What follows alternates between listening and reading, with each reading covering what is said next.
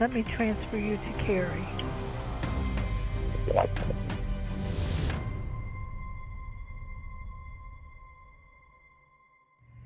So I'm just driving, and I really want to know. Like, I know what I thought as a Christian who would participate, but I'm really curious on what pastors and church leadership think it's okay to involve the church in celebrating Halloween. And so I'm going to call them and ask. Let's see what they have to say. It'll be fun. Hello. I was calling about the trunk or treat event that's coming up. Yes. You can talk to me about it. I'm really struggling on whether or not to attend because, I've read things that we shouldn't celebrate Halloween. I think this is it. Of course, we don't celebrate Halloween. But I think we use it for good. Like, we use the event to reach out to the community. That's why we call it trunk or treat instead of trick or treat, Uh-huh. Yeah, so, and just to reach out to the kids and just letting them know that, we don't celebrate that. We do it we do it to reach out to the community. And I remember a song that says, you turn evil into good. Something like that. Like You turn evil into good? Yeah, or something that was used for evil. God turned it into, like, for example, like trunk or treat. Yeah, and I 100% think that God does that. I think God takes things that the enemy uses for evil and transforms it into good. Yeah. But we're not God. Yeah. Do you have kids? I do. I have one. I got 3 kids, and I'm going, I don't know if I want them to practice the things that people do on Halloween. I think knowing how to explain it better, I think that's important, like explaining it to the kids. But what do I say to them? Oh. Explain to them that we're doing it, but we're doing it for God. How would you explain that? I'll probably just get back to you with that. Yeah, but thank you for your time, though. Yeah, I would just love to help if a pastor would be willing to talk to me and kind of help me process and walk through. Yeah, for sure. Yeah, we'll probably have you thank you so much for your time. Thank you so much. Of course, yeah. Yeah, thank you. I'm calling about the trunk or treat event to participate. Well, I'm the pastor of the church, so maybe I can answer some questions for you.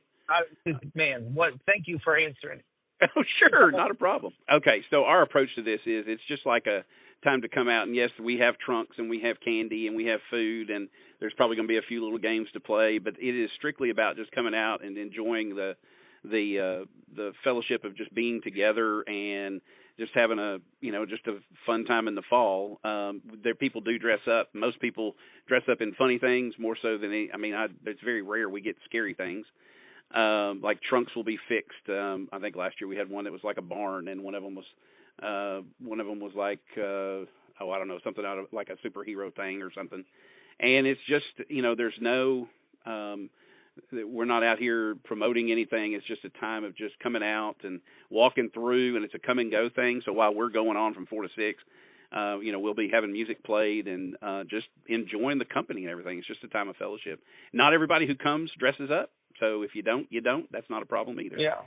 It's just bringing something to put some candy in and maybe having I don't know, I'm not in the middle of the planning of it. We used to have like hot dogs and stuff, and we may be bringing some of that back. I'm not sure. So that's pretty much the extent of it. Is there any other questions you may have about any of this? This would be helpful because this is what came at me.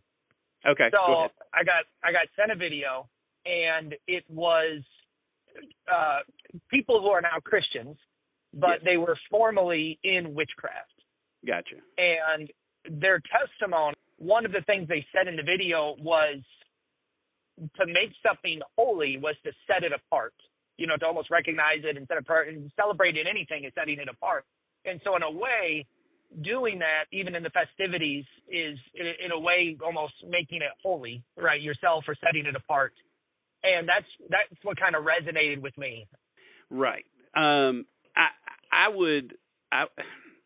So when you define the term holy, to me, holy, we are not making something holy simply by celebrating it. Like, I don't think a birthday is holy because we celebrate it. And I don't think that this event that we're not holding it as a holy event. It's just a fun time. Holy would be coming together to worship and and we're not doing that. This is not a time of worship at all. This is strictly a time of fellowship and enjoyment, just being together.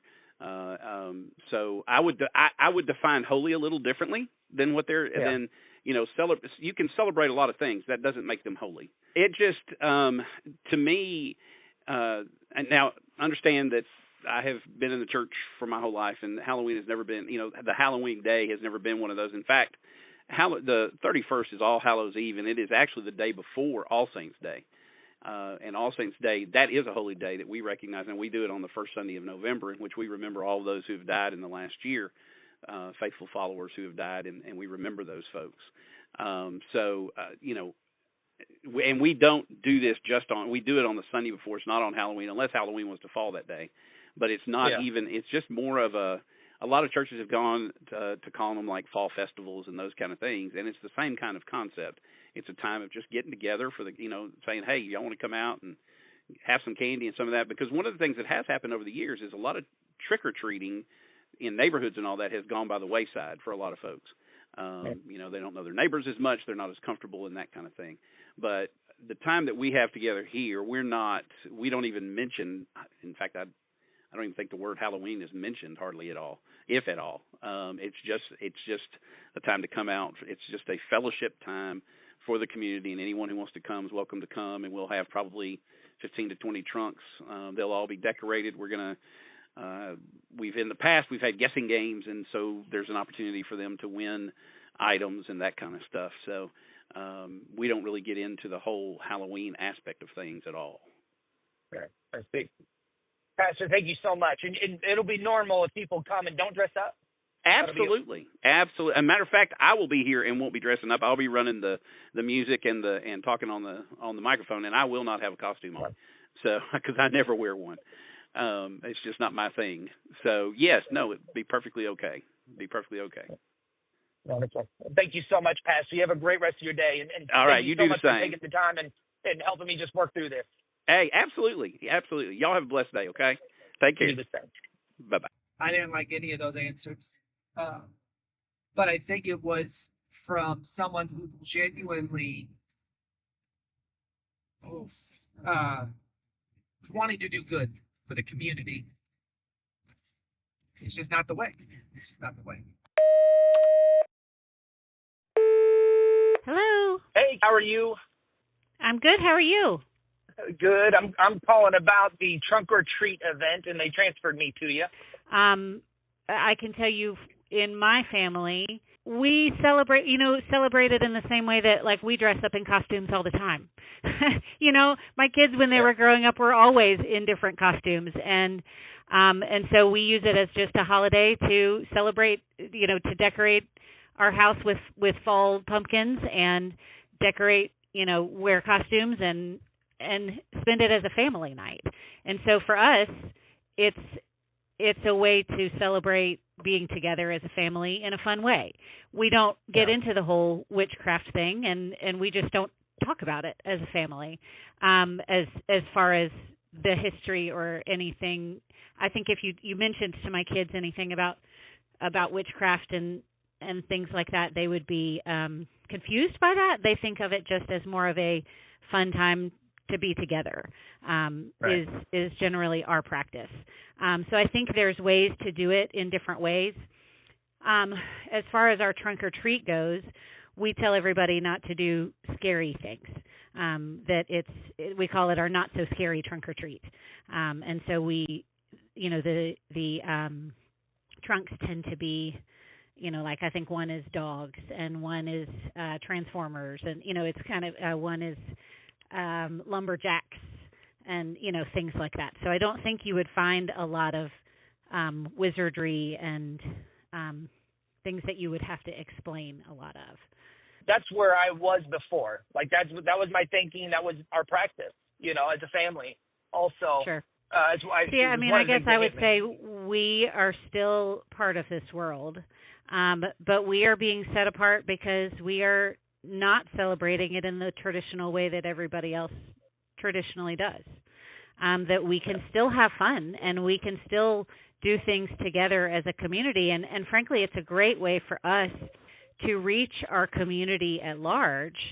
I would say probably over half of the people who come are not people who are connected with our church. So it's really a great way for us to connect and do outreach events with our community and potentially bring people into a spot where they don't always come to a church. And do so in a way that is set apart, in a way that people say, oh, well, this isn't necessarily,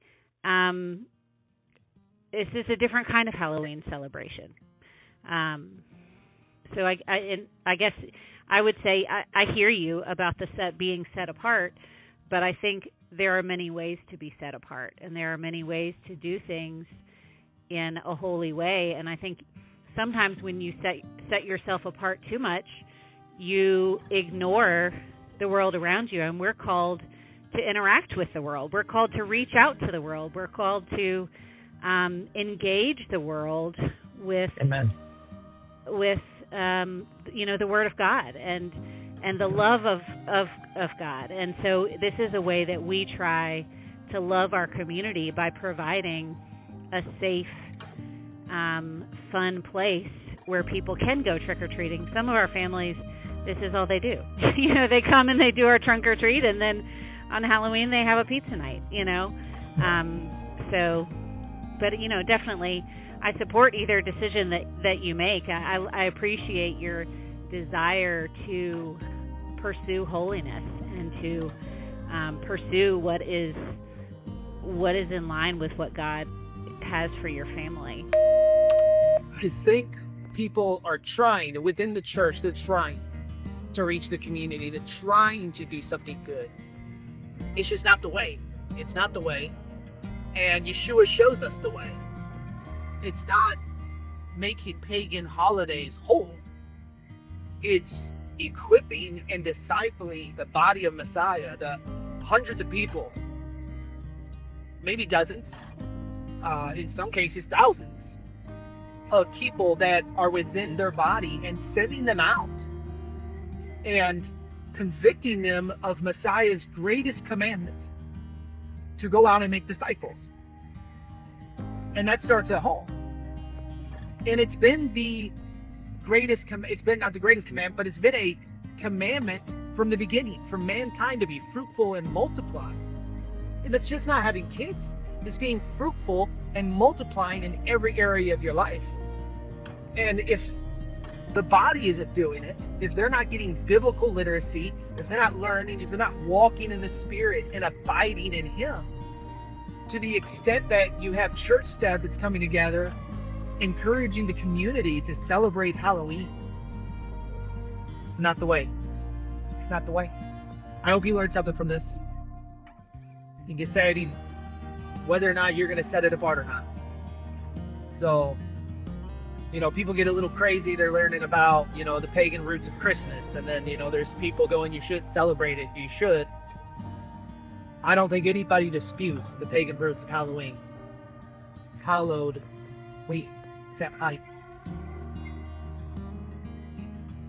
It's crazy world we live in. Be blessed, guys.